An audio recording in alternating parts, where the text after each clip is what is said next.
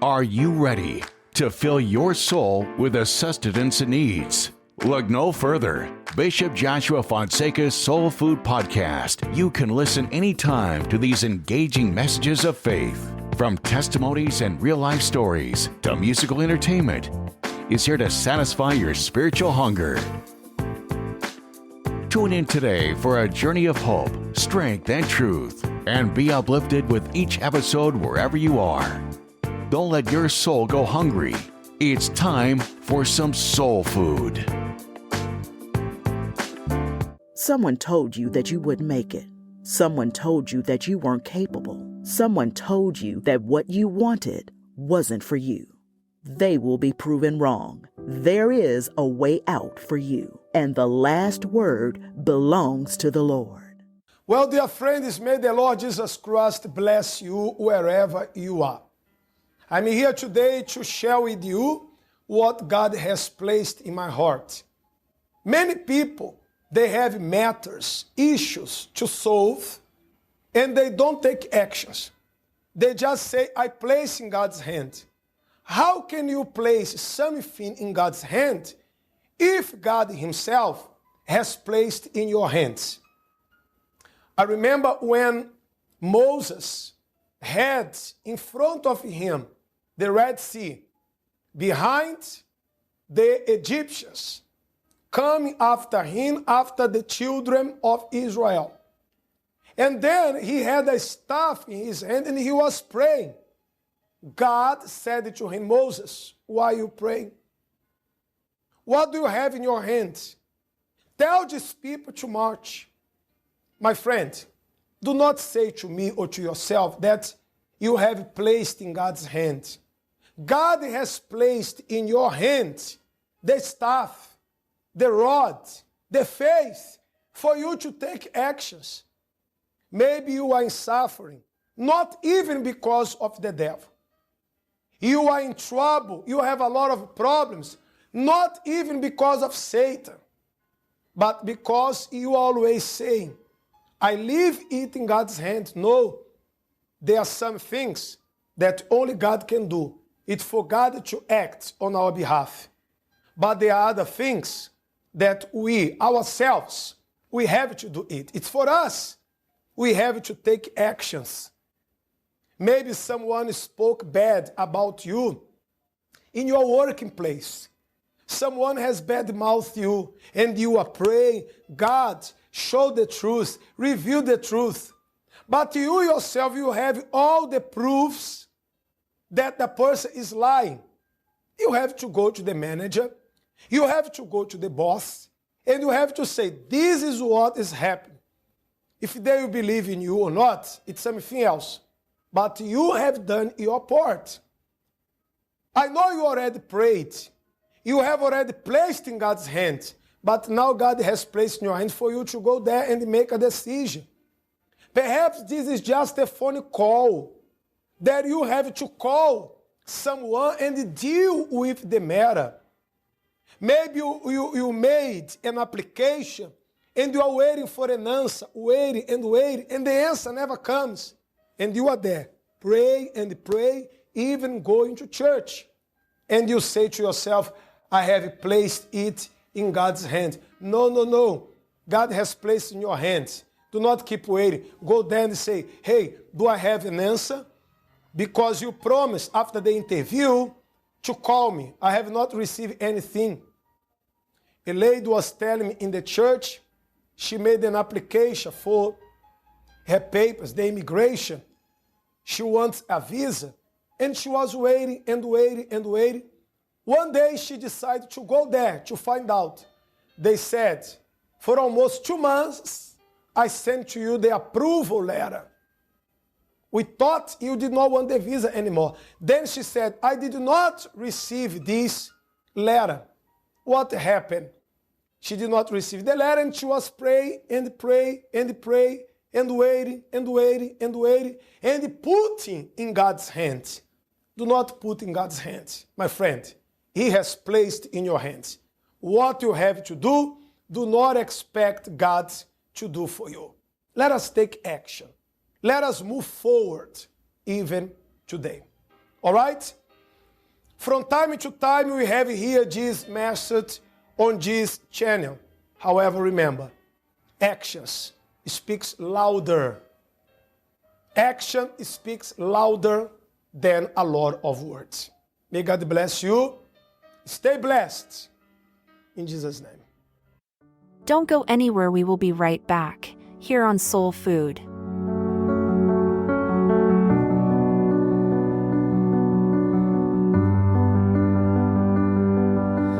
I keep fighting voices in my mind that say I'm not enough.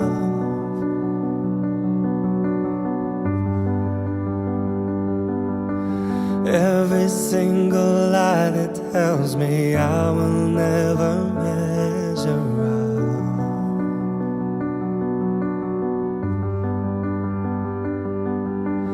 Am I more than just the sum of every high and every low?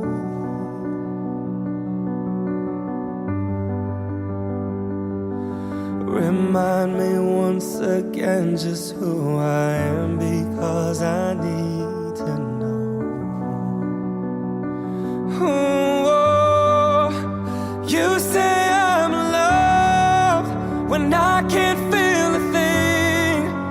You say I am strong when I think I'm weak. You say I am held when I am falling short, when I don't belong. Oh, you say I'm yours, and I believe, oh, I believe what you say of me. I believe. Continue to listen to Soul Food. We have a story coming up next to share with you.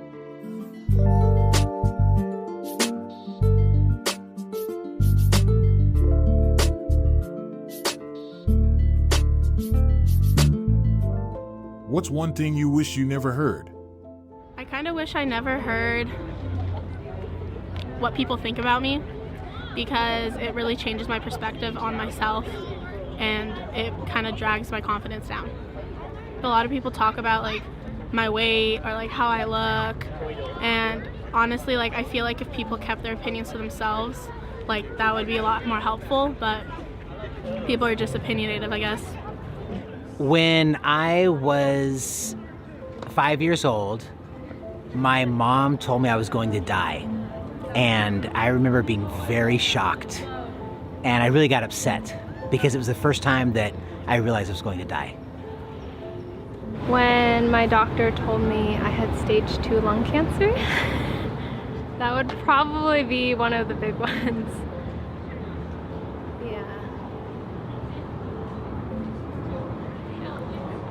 This was in October of last year. I'm in college, so I went to my local wellness center when I started coughing up blood, actually, and then they referred me to a doctor who then diagnosed me. And I remember walking in, and it was kind of your classic like doctor on one side, you sit on the other side, and he looks all somber, and he's like, "You have cancer," and then you're like. And so I kind of went into shock. I had taken public transportation to the doctor, so I took public transportation back, and I was just like in my seat just zoning out. And then I remember getting back, calling my boyfriend at the time, telling him the news, and just sitting there in silence. And then after that call ended, I just like burst into tears. I was like, well, what do I do now? Like, I had so many plans, and like now I don't know if I'll even be here to do them. I remember going back into my dorm and having to tell my suite mates and having to comfort them. And then going back into my own room and just trying to decide how to reprioritize my life. I think that was the hardest part. My dad had non-small cell lung cancer, and I had small cell lung cancer.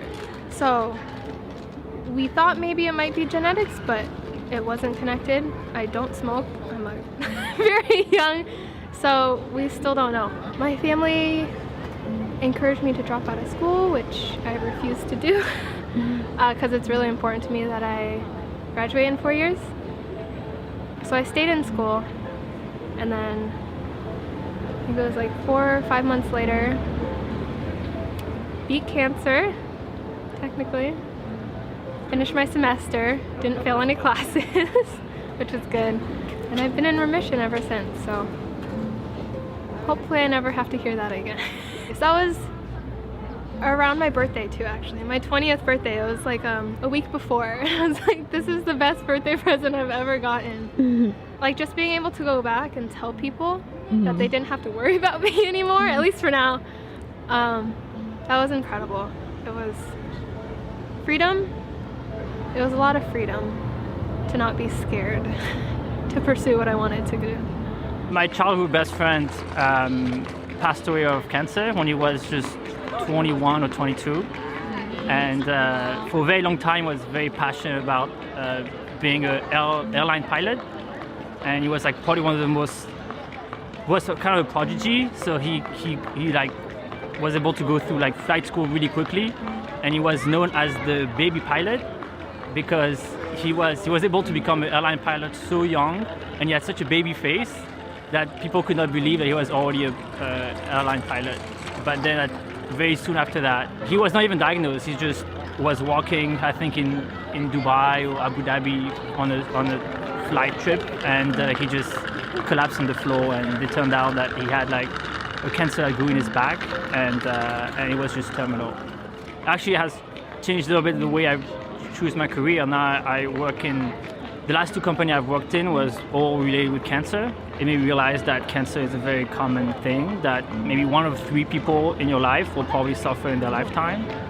And so I work on the early cancer detection. There have been so many improvements that within our generation, I think it will be a disease that I think we could eradicate if we put the right people and the right money towards it.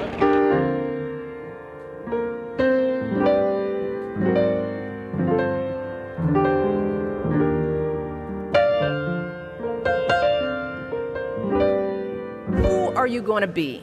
And if you'll notice, I'm not asking what are you going to do, but who are you going to be?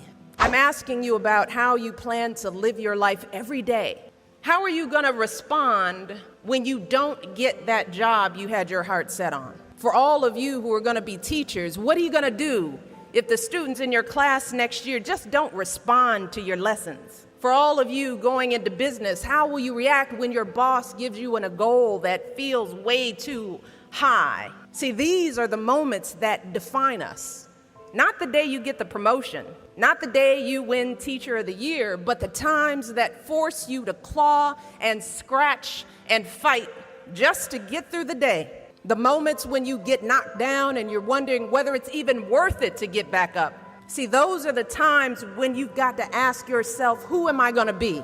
And I want to be clear, this isn't just some vague platitude about building character. In recent years, we've actually been seeing a growing body of research that shows that skills like resilience and conscientiousness can be just as important to your success as your test scores or even your IQ.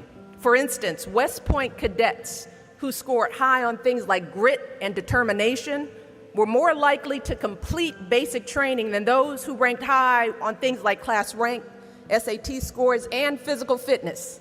So what we're seeing is that if you're willing to dig deep, if you're willing to pick yourself up when you fall, if you're willing to work and work until your weaknesses become your strengths, then you'll develop a set of skills that you can mold and apply to any situation you encounter, any job you might have, any crisis you might confront. But you got to make that choice. And let me just share just a little secret before I end. As someone who has hired and managed hundreds of young people over the course of my career, whether it was during my time as a lawyer, as an administrator, as a university, a nonprofit manager, even now as First Lady, I have never once asked someone I was interviewing to explain a test score or a grade in a class. Never. I have never once made a hire just because someone went to an Ivy League school instead of a state school. Never. What I have looked for is what kind of person you are. Are you a hard worker? Are you reliable? Are you open to other viewpoints? Have you stepped outside of your own self-interest to serve others? Have you found a way to serve our country, whether in uniform or in your community? Again and again, I have seen that those are the qualities that I want on my team, because those are the qualities that move our businesses and schools and our entire country forward. And just understand this. Those are the qualities that you all already embody. They're the values you learned from your parents, from the communities you grew up in. And today, more than ever before, that's what the world needs.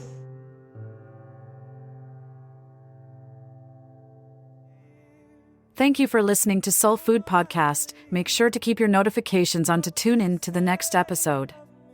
If you enjoyed today's episode, leave a comment below or send us a message through text at 1-888-312-4141. Don't forget to share with your family so they can feed their soul too. God is with you. In you I find my worth, in you I find my identity. Oh, you say I'm loved when I can't feel a thing. You say I'm strong when I think I'm weak. And you say I'm held when I am falling short of when I don't belong. Oh, you say I'm yours, and I believe, I believe what you say of me. Oh, I believe, taking all I have and now I'm laying it at your feet.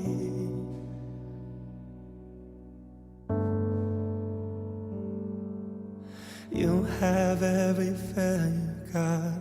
You'll have every victory. Oh, you say I'm loved when I can't feel a thing. You say I'm strong when I think I'm weak. And you say I'm held when I